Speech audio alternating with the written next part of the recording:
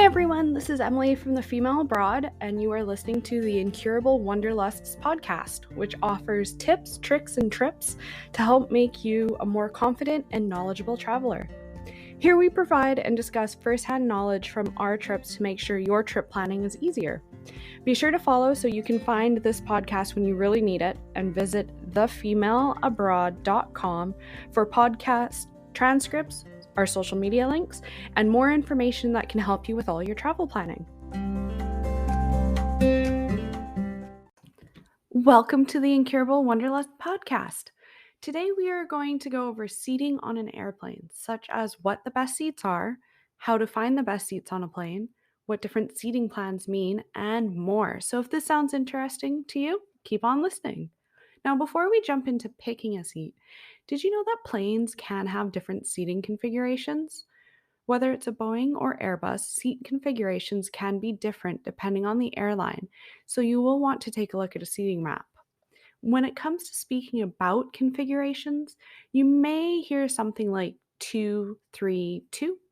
This means that the left side of the plane, there's 2 seats together, 3 seats in the middle, and 2 seats on the right side. I've flown on planes with a variety of seating configurations, but typically you will see 3-3-3,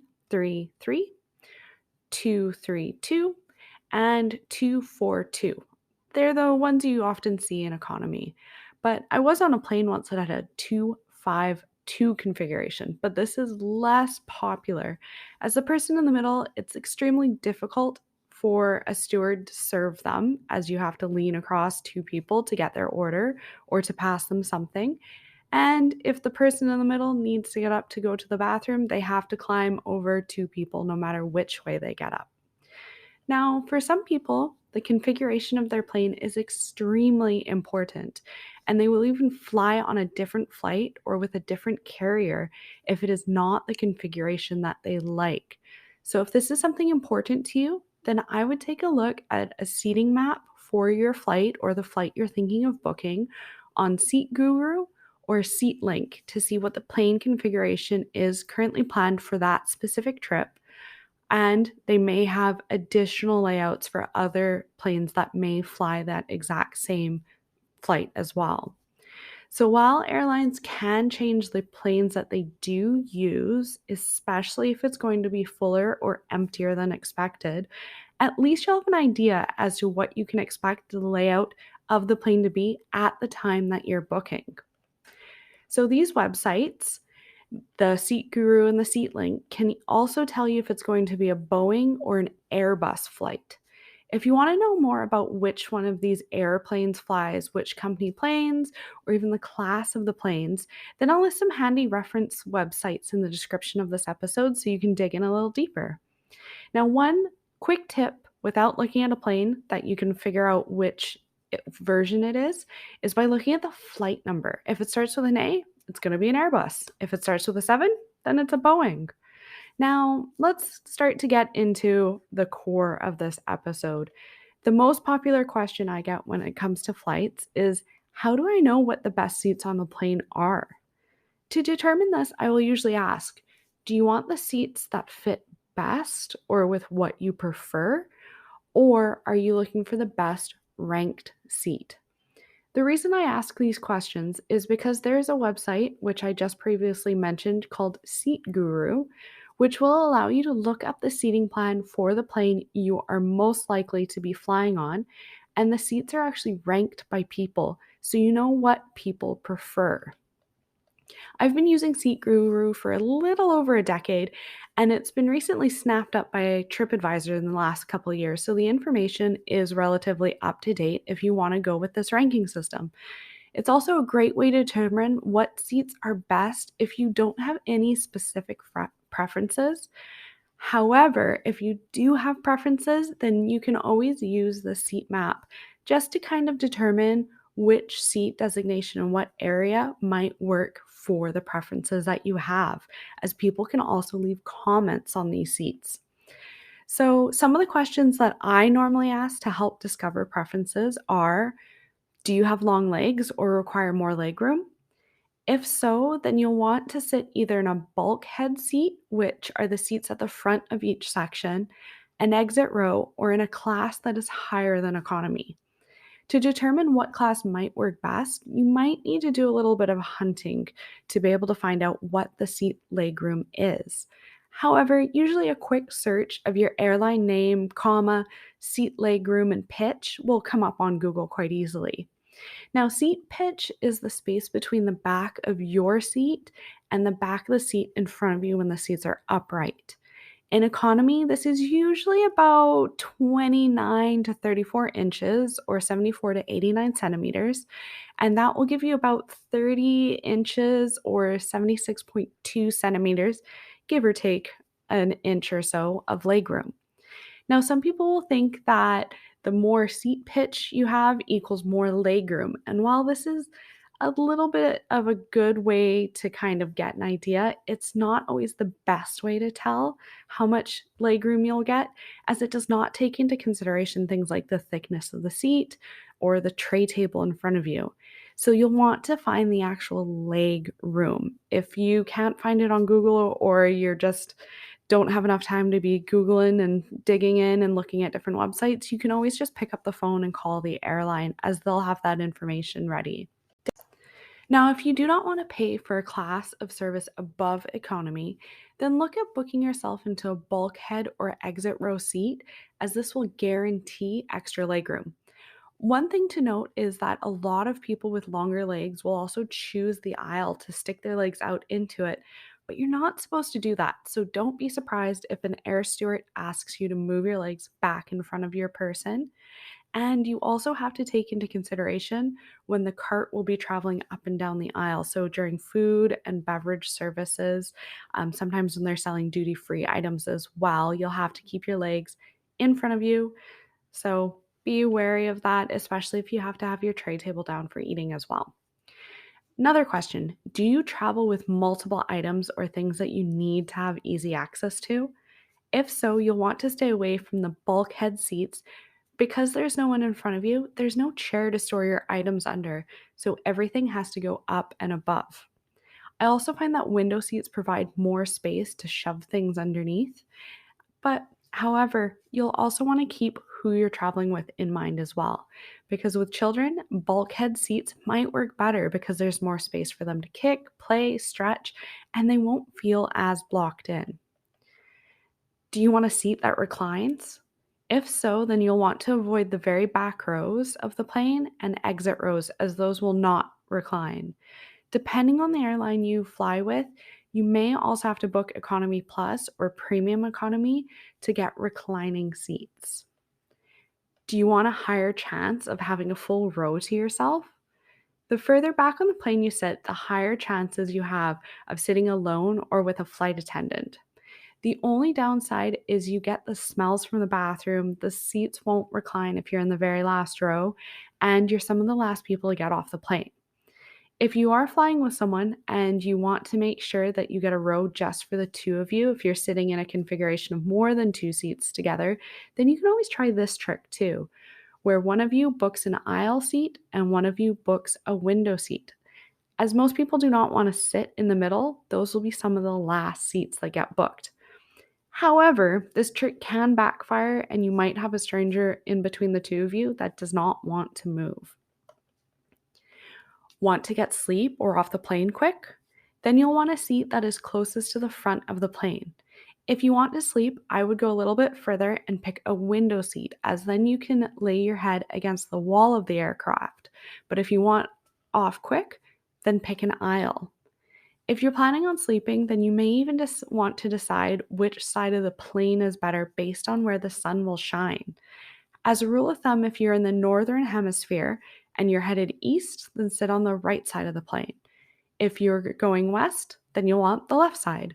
This is because the sun will then be on your side of the plane. So if you close your blind, you'll block it out instead of having it glare at you across the plane because someone's looking out their window. Do you have a fear of heights or flying? If so, then don't sit in a window seat. Pick an aisle seat, preferably towards the back of the plane, as this is not only the safest area to be if the plane goes down, but you are also closer to the galley, which makes it easier for flight attendants to use their skills to help keep you calm. You're also You can, if you want to, be some of the last people on the plane just by waiting before you join. Now, if you want to be on the wall of the aircraft and not in an aisle or a middle, you could always look for a seat that doesn't have a window. Those ones are usually the ones that are over or close to the wings. Do you get motion sickness or does turbulence terrify you? Then you'll want a seat over the wing, as this is the smoothest place to sit, but it can also be the loudest. So if you'll want headphones, you'll want to look for something noise canceling or that fits inside of your ear. Now, is there something special you need, like a baby seat or maybe two seats if one isn't enough?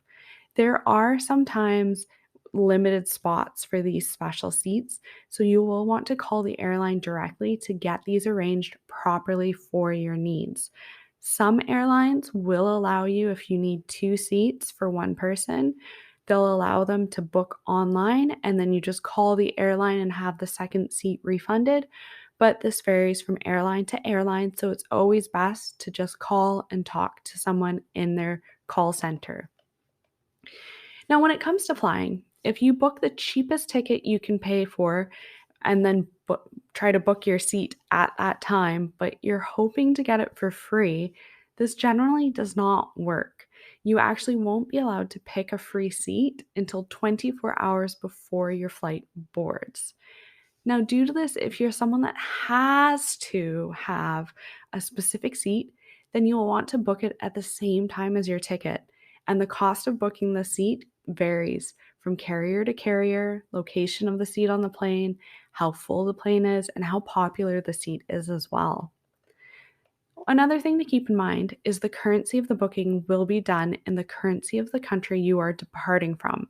So even if you're on their website and it states your chosen currency, when it comes time to charge, you'll be charged in the departing country's currency. So if you're using a credit card that charges exchange fees, it might be a little bit higher of a cost than you were planning as well.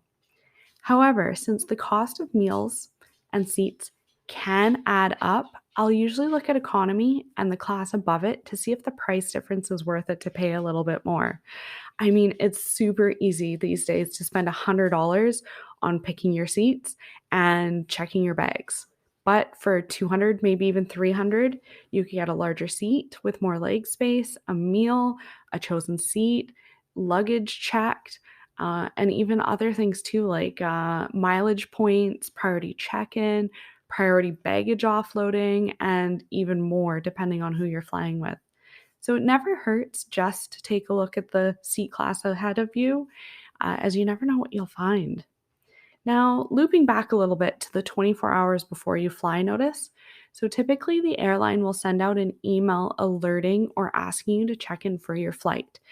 What I mean by this is if your flight departs at 4 a.m. on August 13th, then at 4 a.m. on August 12th, you'll receive an email or an alert if you have those set up through their apps that you can now check in for your flight. These emails are very important, so do not ignore them. Besides allowing you to book your seat, they may also include upgrade offers at reasonable discounts. They'll let you know if there have been any changes to your flight. And if you do use them to check in, then the chance of getting bumped off your flight is greatly reduced. If you do wait for this 24-hour window, however, to try and get seats together with someone you're traveling with instead of paying, then you might have to be okay with sitting alone. You can go to the airport and upon check-in, ask if there's any way that they can shuffle seats to have the two of you sitting together. But a lot of flight attendants don't want to have to shuffle a full plane around so the two of you can sit together because you were cheap. Or they have a rule where they're not allowed to make those movements anymore unless there's a specific medical reason. Example. Now, when it comes to making your seat more comfortable, there are quite a few products on the market, but it all depends on how much you want to pack with you. You could purchase things like a sleep mask, travel neck pillow, travel lumbar support, armrest divider, footrest, face mask, seat cushion, travel blankets, pillows, and so much more. Now, unless you're doing nothing but sleeping on the flight, then that's a lot to pack in your carry-on, then unpack it on a plane, set it up, then take it down and repack it as you're waiting to get off the flight. For me, that's too much. I always just tend to pack a little thing of sanitizing wipes so then I can give my area a quick wipe down. Then I have a neck pillow, which I can turn into a lumbar or head pillow, my electronics, a crossword book, my journal, a blow up neck pillow, just in case I lose something, or maybe I want a little bit more oomph to my current neck pillow, a full water bottle, tight socks, and some hand cream in case I start to dry out. I use my coat as a blanket. I find a lot of airlines won't actually let you use the hanging footrest because you have to attach it to the seat in front of you. A face mask is generally overkill. If my butt is starting to fall asleep, then I'll get up and move around. And unless you have two kids that are fighting over an armrest, if you pull out an armrest divider, the stranger next to you usually does not enjoy the divider being used as it does stick out. So then they'll have something poking into their sides, and they'd much rather just have the armrest. Now, as an unspoken rule and a courtesy, if you are in a middle seat, you get both armrests. So if you're in an aisle or a window, don't fight the person, just let them have their armrest. And with that, we're at the end of this month's episode. Are there any tips that we didn't cover that you would recommend, or maybe there's something you want to know more on? Just let me know in the comments or the review section below, depending on what platform you're listening to, and we can look forward to using that in a future upcoming episode. Now, also, don't forget to check out this episode's description for some helpful links that can go further into these topics. Safe travels! Thank you for listening to the Incurable Wanderlust podcast, and make sure to subscribe so you never miss an episode, as well as to make it easy so you can find us when booking your next trip. If you can, recommend the Incurable Wanderlust and the Female Abroad to those that you travel with. Feel free to leave us a rating and review, and if there are any topics that you're interested in learning more about or want to hear about, then make sure to include them. Also, do not forget to visit thefemaleabroad.com for helpful tips, tricks, and trips to help you on your next vacation. Are you also interested in booking your own trip but you don't know where to start? Then check out our travel planning services. The Incurable Wanderlust has new episodes released every 3 weeks. So thanks again for listening, and until you tune in again, safe travels!